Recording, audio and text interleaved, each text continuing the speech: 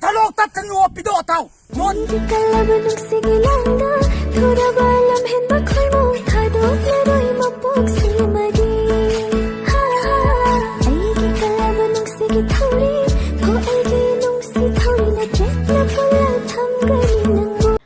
Magtada mayambu kurumjari kununa ado ngasigi video sina kari video na ado mayamna khangamani uramani kaino hajiti mayamna ju toine thangalakpa video ne ko ado aigi taraptegi su wai katang hainingdana mayamda share tawjabani ado ki video made to I hapsalake bako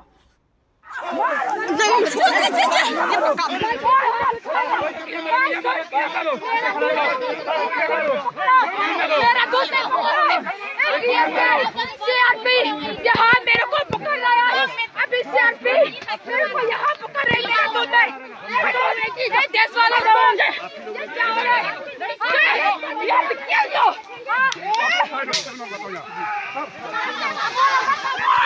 ये देखो ना ये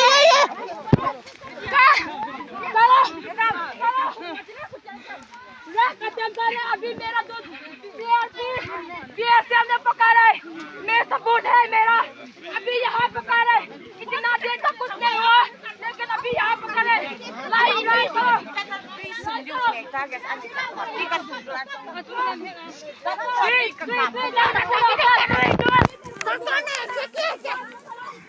Timmy says I don't say her. Boy. I'm so busy than a video say, Sidata River, Uriba Mayam say, Mokoi say, I did.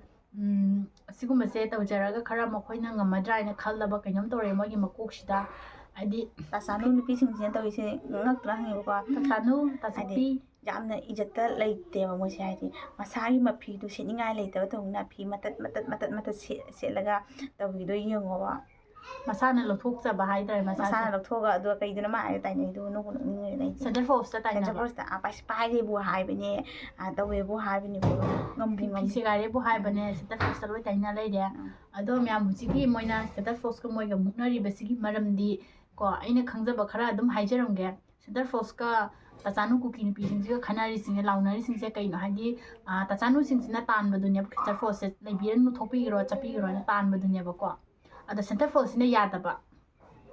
hadi kadabai chatoi no kadabai khwining handoi no hai ba se moi hai ba center force na hai ba hum log ki pise hate nahi hatunga आप लोग क्या करेगा aina hai badunya bako aidi mayam hindi khangda dum yaure du da isu ma hai bai wane bako haidi mokoi na hai ba se center force ne hai ba akoi kadabai ning handoi no koi halloi hai bane ba to ningo to hai to hai bane ba ko kuki ni pising ja ti chanu sing ya ga da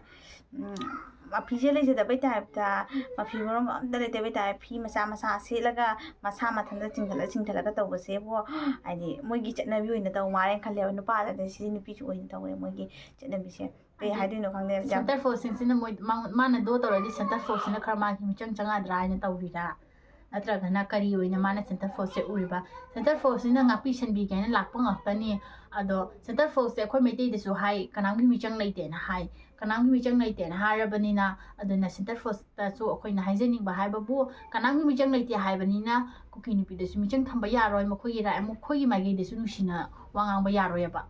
hoji jeng noina kana torba di michang changuren habido khoi haidi mayam haire center force kuki ni gi michang changi kuki chi michang changen haire ba ado habido hoji michang do laitre ma raina khoi su khalle ado hojikti moi to ne ijet sulo hele moi na bu ijet kari thamlori ge ba ko aduduna moi pi sing se mako kai bo mi chung to ko yam jaure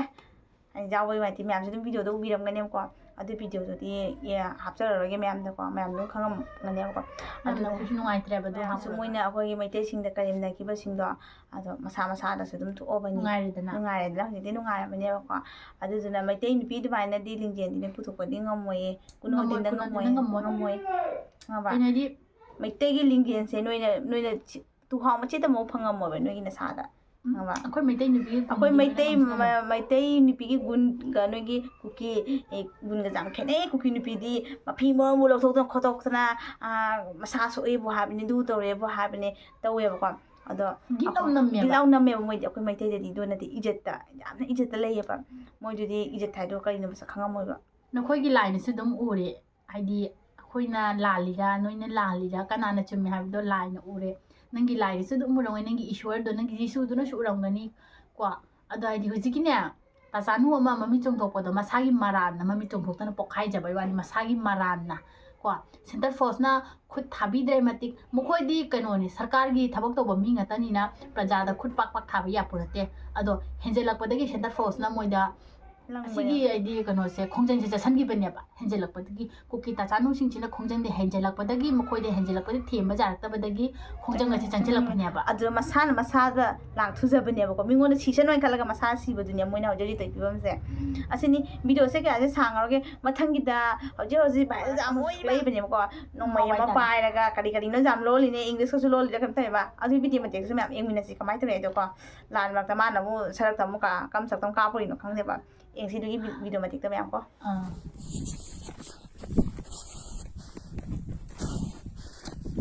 Mini ho gaya sakin hen kiti a ipiniga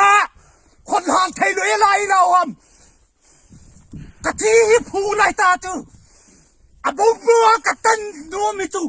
lam kai hon ki bet tau na zau thalom na uniform na thalok tat no pido tau non ni ki chen tau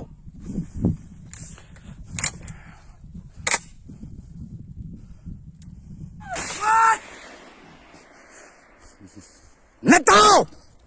Ne ucho.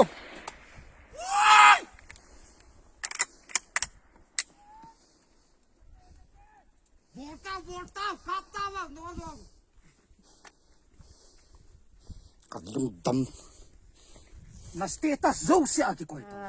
samsang ama su thok la e kok lui da lu di da ngau banata mi da su mi na tra phei su phei ban phei bra su phei ban na tra su jung na tra ma ngang mo ngang ta ta english le english na ta mi ro ngang je ni ma mi ro khak ngang ngam jadra bani na upai le te ma tha phung so ando hoji ki nupa samsang si na ta ise ma samra ka ha ye ba na de smai pun mo smai na ka smai ka ni ye ba ma kok to ba ba phajadre nusi da humme furu law na humme nang gi do katang lim na tawo tawna tawadi ngana nganga ni phajana lim na nganga saw ga so hi baza da ni ai di saw ga hi ta mai khalo saw ga jam hei ba ma ngangi marung ga si lobong ga khang di ka bi ga di ngang na tu nu ko no ai ni kai marung ni bo ase noi ne kha ka bap ta na rai sin ko video se maro ye kha noi no to jing dum sem man le ada kha ka bap ta na roอะไรเห็นปูนไข่ดิตีเห็นอะไรเห็นปูนตะกว้างอ่ะจนตรีหันที่จะไล่ปวดท้องตะเราทีเดียวอ่ะเราจะโดยเราตาเขาจะ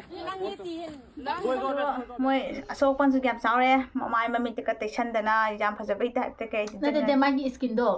do ma gi skin do so ra na na khoi gi taisan ba de ne se ko ai di sunscreen ka tai ri ma le ba ai di umang gi mira du sunata jungle gi mira du sunata kuki na ta tau sai to ko ado mo jam war mai lan sung na de pora ga gari mathun da ing khrabani pora pujam na re chat pa ngam na dre hoji question chen ba hauro kok chen ba hauro hai bidi dugi paro da ke ai je pa kaksing mo mo ma da ising chawe na kanam to ba chen ba du mai na mo amagi matak lola ga chat pa hore ing ma da phana du nungai kaksing ma cha sing na mathun da chini na pa ga thagat pa du mai nate akhoi ne jeng ba da noi ne smai ta ro khoi ne jeng ba da nungai ri ba se kari gi no khambra na khoi mai te si ba matam da yam harau phongdo khi ba do ha yen chani du zani o ka kani san ka kani du ka kani haina gi ba do adu do na ne ba khambra khoi ne taw na ri se khoi ne harau jari se nga si noi na khoi mai te si ba matam harau gi ba do nga si khoi ne harau ri ba ko se chamana ra ba ni ma manare ko do mi si se noi khma ta di nang gi mi si hai do na sa se ka go no adu jari ma kai noi ning hallo ne video se soi da ne uram ga ne ba khoi video se hore moi video se ai se soi da na khoi ne moi gi video se upload to bani na khatang su khangam doi adu na akhoi ne hai sin se ba kho ga ta ro nang gi jaga da han bi ho ai ne khal video se adum ai matang se lo san ra ge jam sang ro ge sang su nu ngai ro adu na matang gi video da mu dum theng na si sila adu di bye bye oi mau si video